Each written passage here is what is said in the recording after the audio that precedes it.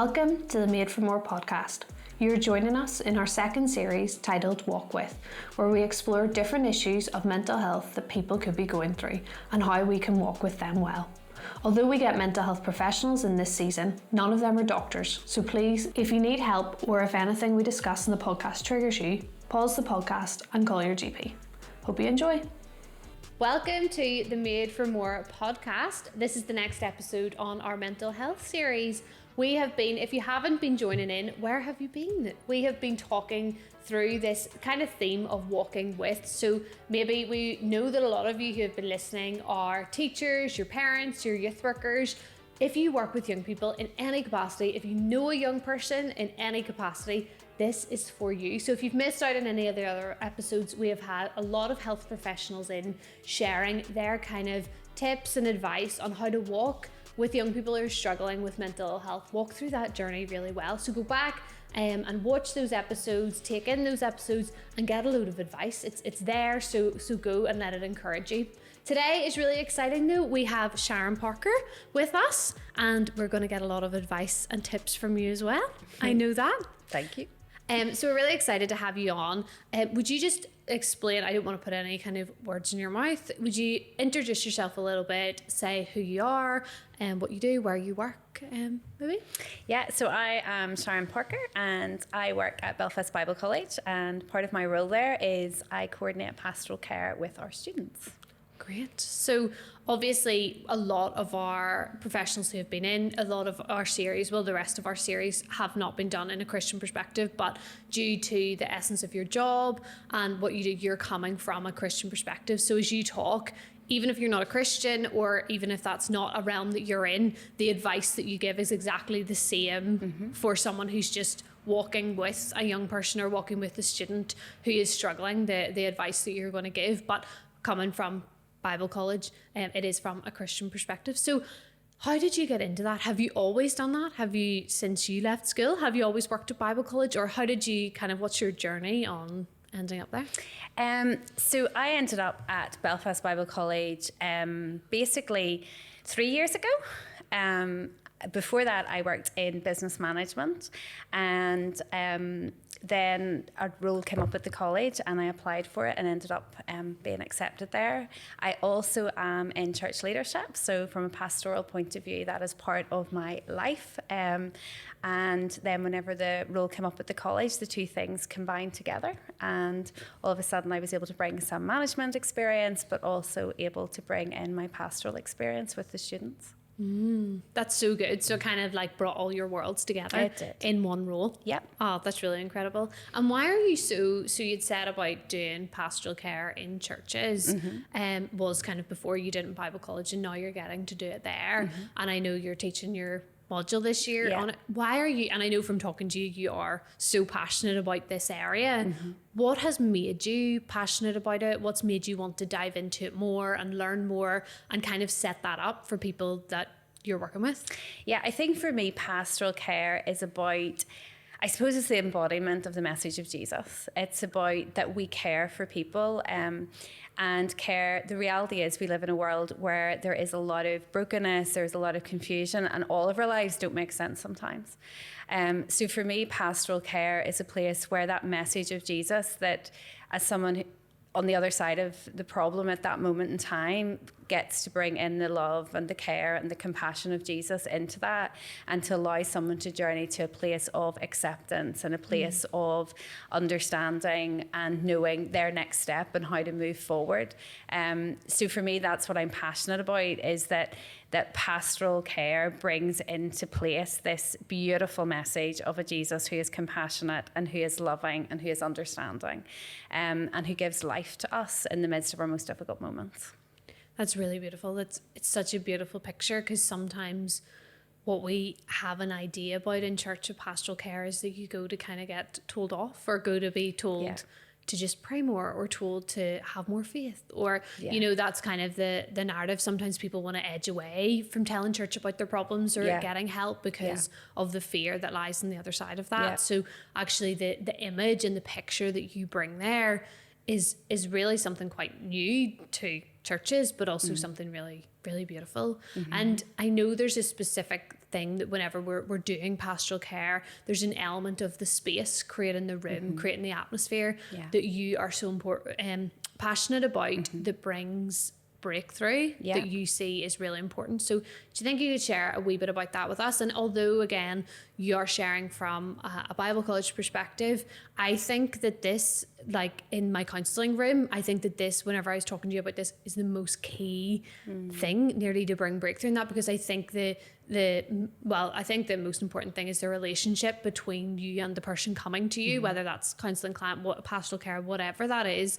I think that will bring the breakthrough. But I think these elements that you're talking about can be so easily done in a home, that can be so easily done in a school environment, in a university environment. These wee nuggets that you're given are just so important to create trust and just to create an atmosphere. So just as you're sharing, don't anyone switch off and think, oh no, I'm not in that, I'm not in a church environment, because it's actually not necessarily about that. It's about what you create and what you bring into that. So do you think you could discuss that a little bit? Yeah, absolutely. So I think it's understanding that we are creating a space. The moment that someone comes to talk to you, you are creating a space. And I think part of that is, whether it's in a coffee shop, whether it's in your home with your teenager, whether it's in the Bible college and someone comes to see me in pastoral care, the moment that someone walks in, I have an opportunity to create a space. And so in me creating that space, what I want to create is a space for that person to feel heard and to feel listened to, that it's non-judgmental. That because whenever I create that space, there's two things often hold people coming and opening up and being honest about how they're feeling. And that one is the shame emotion, and the other one is sometimes the guilt, like what I have done, what will you think of me if I tell you this? So with that in mind, then I want to create a space where it's no judgment. I'm not going to react in that moment to what you're saying to me. I just am loving you unconditionally, and I'm listening to you, and I'm not distracted, but I'm just sitting there, and I'm there for you to be heard and not to pass judgment. But my role within that, in creating that space for you to talk, is, because I am coming from a Christian perspective, is through what I am sitting there doing is for you to actually experience what Jesus brings to you in that moment. That Jesus actually is not looking at what you've done, that he is not freaked out by the thoughts that you're having, but actually that he is the one who can actually bring you the peace, that he can bring you a joy that in those moments that is almost supernatural in nature, into whatever you're dealing with in those moments of your life. So for me, pastoral care is about creating that space. If it's with my teenagers at home, I have 2 teens, so if it's with them at home, it's creating a space for them just to speak and to share. And not always to provide a solution, Zara. I don't think that I have all the answers, and I think that's really important, because I don't have the answers. I can begin a conversation and hold space for you to actually pause and figure out what your next step is, because you have to want to journey on yourself. I can't make you. And I think that's important as well, when we create space, that for me in that space, it's more important that I actually have looked at myself and gone, I am in this space, not what I can gain out of this for me or make me feel better for being here listening to you, but actually that I'm 100% invested in you finding your best way forward and you journeying completely into wholeness. So for me, that's what creating space is about, that it's totally about that other person and whatever is going on in their lives and how they then find their way through that. So your kind of role in that is nearly as a facilitator. Yeah. And I think that can actually be a massive block to us at sometimes, because we kind of sit there when someone might come to us in whatever way that is, parent, teacher, whatever way that is, someone comes to us and we automatically think, oh no, I have to have the advice. I have to save their life. They're coming to me. Oh no, why am I the one they're coming to? I'm stuck with this, you know. And we do feel that pressure. So then sometimes we actually don't even listen to them, because all we're thinking is we're thinking to respond. We're not listening to listen. We're listening to, what can I say to this? And actually we lose half of what they're saying because we're so in our own heads. But actually what you're saying is very unique in that you're facilitating a space to find out what is God saying to them. What is God saying to you? And also a space to say, do you want like the healing from this? Do you want the freedom from this? Like those choices are yours. So you're not coming in as the savior of, I'll make this better for you, or the fixer. You're coming in as a facilitator of a space to say, like, this space is yours. You can either heal in this space, you can process in this space, but that's actually up to you. That's not on you as the kind of facilitator of that room, which is very, very unique. And I think especially in ministry, I don't know why, because it's kind of different from other professions in that, especially when it comes to mental health or it comes to issues that people might be dealing with, we, even when we're not necessarily trained in a specific area, it's just kind of like we feel like we give advice, or we feel like we just jump into this, even though in other areas we wouldn't do that. But in this sort of ministry way, this pastoral, it can be so easy to sort of want to give advice and want to jump in and fix and help, because from what you're seeing, and I know what's going on with students' lives at the minute, the issues are so deep and they're so hard and they're so broken. So people are hurting, and you want to see change for them, but actually holding the space seems to be the thing where you're seeing the most breakthrough. Yeah, no, absolutely. And I suppose it's understanding as well from my perspective, I am not God, so I don't have all the pieces of your puzzle. I can hold a space. It is him that you need to hear from. If you're coming for pastoral care, there's probably, you're looking for Jesus if you're coming to someone from a pastoral perspective. And so in that space, I don't have all the answers.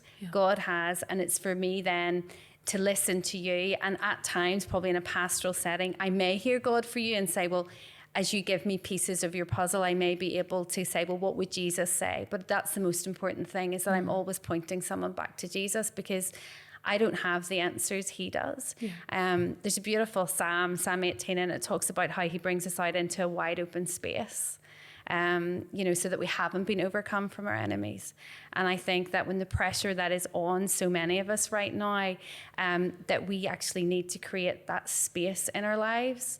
We need to create a space and find safe spaces where we can talk, and take some of the chatter out, and actually have spaces where we can just listen and actually ponder and consider the path that we go forward. What is your healing path? Do you need counseling?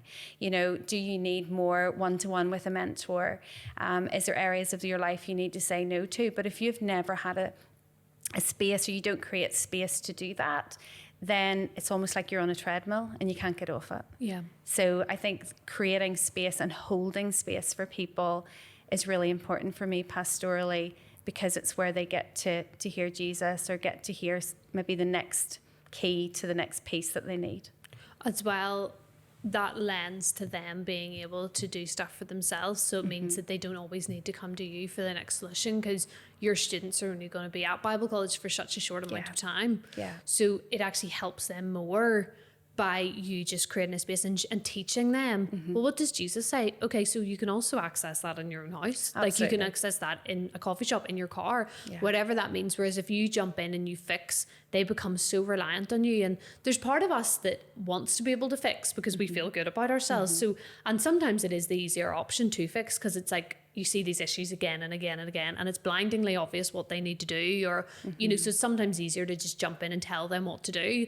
So in some ways, what you're saying is the harder option for us as individuals, to walk with people, and it's the slower option. But actually what it is it teaches them that this is life. This is how you journey stuff in life. We don't always need to go to other people. Yes, community is amazing, but your ultimate is helping them connect with Jesus, and helping them connect with Jesus in a way that says, like, what is he saying to you? I can be saying whatever to you, but stop going to everybody else. Like, go to him first. So you're facilitating that space. You also have a really good relationship with silence. So could you explain a wee bit of that? Because I know, for one, I do not love a silence. I feel if there's a silence, I'll fill it with anything. I'll fill it with any sort of a topic. Do you want a joke? Like, I'll fill it with whatever. But you actually have a really healthy relationship with silence. And so do you think you could go into that a little bit? Yeah. So I didn't always have a healthy relationship with silence. So it's something that can be learned. But silence is creating space. It's that what I was saying a moment ago, where we just shut out the clatter. And basically I had to learn the discipline. Before you ever take somebody else on a journey, you need to have journeyed it yourself. So I had to go on a journey of creating silence. So it was maybe silence of learning what was like for 1 minute with no noise, no anything. And so in the pastoral room, I will create that space for people where we do just take a moment of silence, where we take maybe, let's just for 5 minutes wait in silence. And sometimes when people come into me in the space that I create in pastoral care, I'll not speak at the beginning for 5 minutes, and then they will interrupt the silence with whatever the first thing that comes into their mind is. You're laughing. Yeah. Worst nightmare. Mine would be, so I'm ready to go. I don't know what you like. Let's talk about whatever. What are we here for today? Or yeah, but that silence is really important because it helps us to be still and to know that God is God. That in the midst of whatever is going on, that He is the God of the universe. And sometimes we need to come back to that grounding. That actually there is a Father God who is above all things and beyond all things and beyond our understanding. And when we get ourselves grounded and rooted in that, then there's a lot of stuff that feels less spinny in our lives because we're back down into that sense of being still, being silent, and knowing that He has it. Yeah. Yeah, and that it is. And I always think in the silence leads to process. I know I'm joking about silence, but when I put my counsellor hat on, I don't like to be in the receiving end of silence, but I love to be in the controlled environment where I'm delivering the silence. So what I always find is a client will say something and pause for me to jump in, and where they're seeking a solution or they're seeking an answer, that will be where they pause to hear, are you affirming me? Are you, all of these different types of things. But I find whenever I pause and in the silence, they have time to think, because this world is filled with noise. It's clutter. It's give me it right now. I never want silence. We actually actively try and avoid silence. We actively try and avoid pauses. We don't want to wait for anything. So in the silence, I think it's this really beautiful moment of process. So what I find is some clients will be sharing something, then they'll pause for my interruption, but the silence lends themselves to, now I think about it, but and then they will just continue that process journey where maybe they'd been stuck before. So I think it is a really beautiful thing, and I think it's something that's really underrated because of our own awkwardness. Like nobody wants to just sit there and eyeball someone in silence, but actually it's really powerful when we bring Jesus into that, and when you've already created an atmosphere where you're asking what is Jesus saying here, you're creating that trust environment, so the silence is actually okay. So just before we finish here, could you round up some advice if you are maybe for people maybe doing pastoral care in their churches, for maybe any teachers, doctors, youth workers, parents that are maybe not involved in church at all, but they just need to create a space, and this is actually something that this is maybe brand new to people. What sort of advice would you give? Just a couple of things, like do this, it will really help create a space, will really help just you connect with your young person, with your student, and try and bring out kind of the best and get them to start talking and processing for themselves. I think it's the first thing that comes to mind whenever you listed all of those individuals is that we need to create spaces and be available. Yeah. Actually, we need to be available people. We're all very busy. And we need to choose this as a lifestyle that we're available for people, and that we're non-judgmental. That there's a lot of stuff you're going to hear if you're prepared to be truly pastoral in the moment that we're living in. That's going to be difficult. It's going to be difficult for some parents if you choose to introduce this in your home to hear the reality of your teenage life. You're going to hear stuff you don't want to hear. Exactly. And I suppose the other part of that then is don't be shocked. Put on your learn the face that is not shocked, because there is nothing that Jesus can't deal with, because He already knows. And I think that's how I often think about it when I hear stories and things that are really hard to hear. I think Jesus was there when that happened, and He already knows. I have a privilege now of creating a space for you to get rid of shame and to get rid of guilt and to be that embodiment of Jesus for you in a room. So that's be available, don't be shocked, and be prepared to give the time. Don't rush in with the answers, but also know when to ask and invite other people into that space. I'm pastoral care, I'm not a counsellor, so I know when to hand over and to be available. So know when to hand over when you're out of your depth. And just keep inviting Jesus into your own life as well, because you need to be on this journey yourself. Who are you talking to? You want to help people, you want to listen to people. Well, who's listening to you to make sure that you're the best version of yourself, actually, to be going out and helping others. Yeah. And actually, if we started to do that maybe as people in general, we would have a much more open community where we're interconnecting and loving one another really well, and actually caring for each other in a completely different way as well. And there would be more safe spaces for people to go and talk to. Yeah. I love that. I love that the advice of the not to rush things, but also to give of your time. Like, I think that is actually key, especially with parents and children. It's, actually, what is your life saying to your children? Are you complaining, oh, well, they never talk to me about anything, they never let me into everything?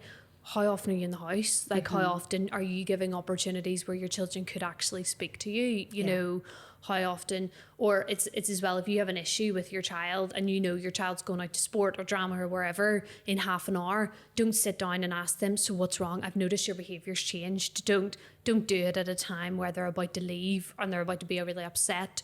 But also we need to be aware our children are, there's no knowns with our children and with teenagers, and they don't pick the best times. So if you're about to go out and your young person comes to you, sometimes things just have to be pushed. Sometimes things just have to, are they your priority? And that's what you need to probably get in your forefront. Everything wants to, okay, well, quickly, like I need to go. Okay, well, can we talk about this later? Yeah. Actually, it's probably taken them so much to even start talking to you. Yeah. What is your life saying to them in communication? So I think and if we actually strip it back, the majority of things that we are rushing off to are not actually as much of a priority as our children. So I think that, and even my daughter's too, but even just in the stuff and the stories that she tells me, what I always think is, so she's telling me stuff at the minute.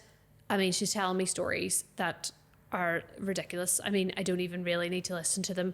And you're just like, okay, keep going, Eliza. She's telling me this story. I'm like, hurry up here. But what I always think is, I listen to her trivial stories, the really small things, the really insignificant things about her day. So I hope that whenever she has really big things, she'll know, well, I'm going to go to mom about the big things because she listened to me about the small things. Yeah. So it's about setting these things and what is your life saying to your child or your young person. Yeah. If you're a youth worker, if you're a teacher, whatever that is, are you creating space for them? What does that say? So Sharon, thank you so much. Thank you for coming. Thank you for sharing with us. Thank you for the wisdom that you brought. We really appreciate. Thank you. We really appreciate you being here today. And guys, thank you. That is the end of today's episode. We really would encourage you to go back to the rest of our Let's Talk series and just listen through, get the advice from the professionals. As Sharon has said here, you need to know where your limits are. And if you're a parent or you're a teacher, these are areas that you're not trained in. So go back and listen to people who are trained in, get the advice, and it can really help you. Thank you.